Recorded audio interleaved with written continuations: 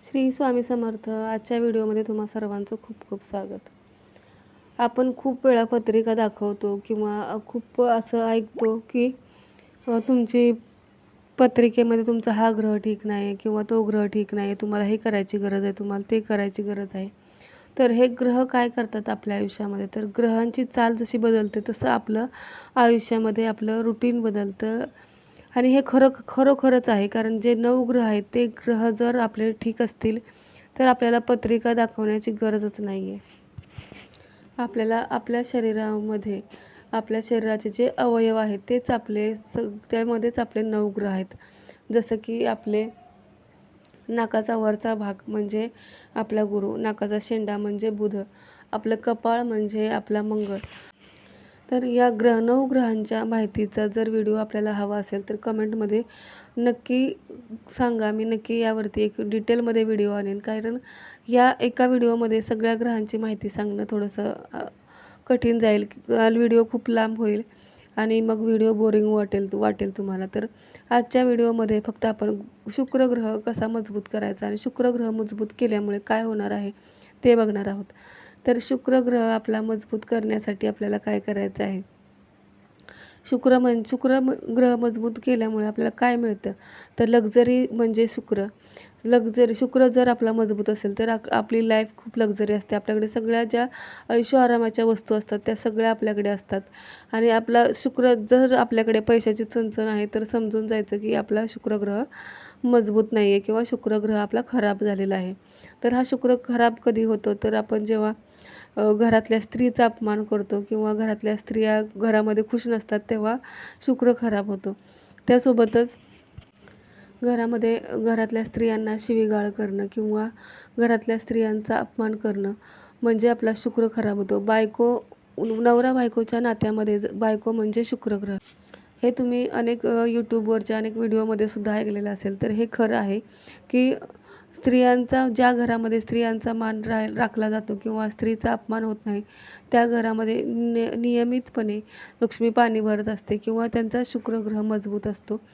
तर आजच्या व्हिडिओमध्ये जास्त न ताणता आजच्या व्हिडिओमध्ये आपण शुक्र ग्रह कसा मजबूत करायचा हे बघणार आहोत. जर आपण शुक्र ग्रह मजबूत केला तर आपल्याला कोणत्याही गोष्टीची कमतरता घरामध्ये भासणार नाही.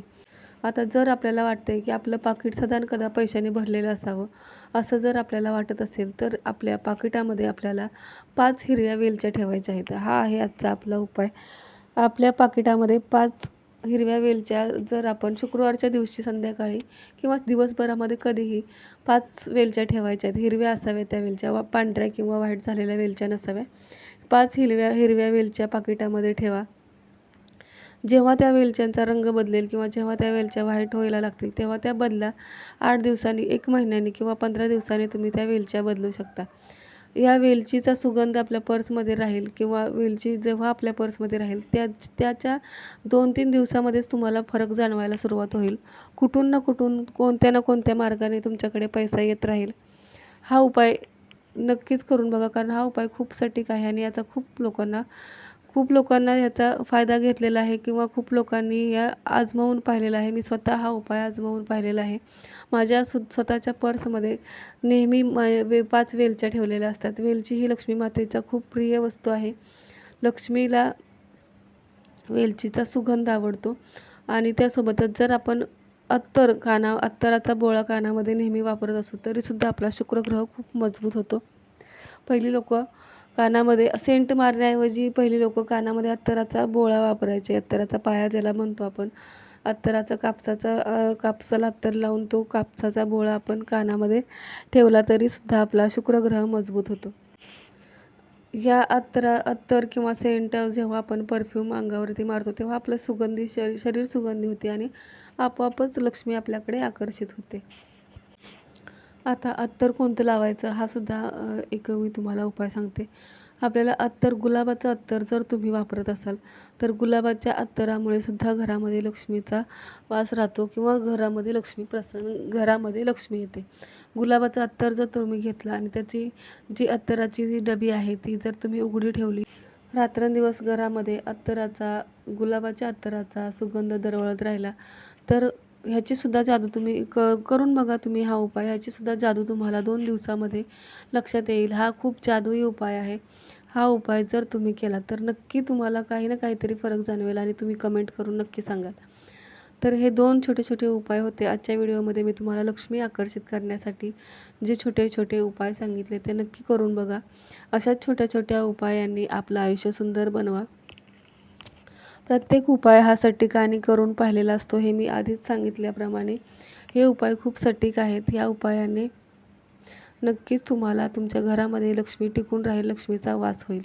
तर व्हिडिओ जास्त लांब न करता आजच्या व्हिडिओमध्ये इथंच थांबूया. पुन्हा भेटूया अशा छोट्या-छोट्या धनसंपत्ती, धन आकर्षित करण्याच्या उपायांसोबत. तोपर्यंत श्री स्वामी समर्थ. धन्यवाद. व्हिडिओ कुठेही आवडला असेल तर व्हिडिओला नक्की लाईक करा. चॅनलला सबस्क्राईब करायला विसरू नका. बेल आयकॉनचं बटन नक्की दाबा म्हणजे असेच छोटे-छोटे व्हिडिओ माझे तुमच्यापर्यंत पोहोचतील. श्री स्वामी समर्थ.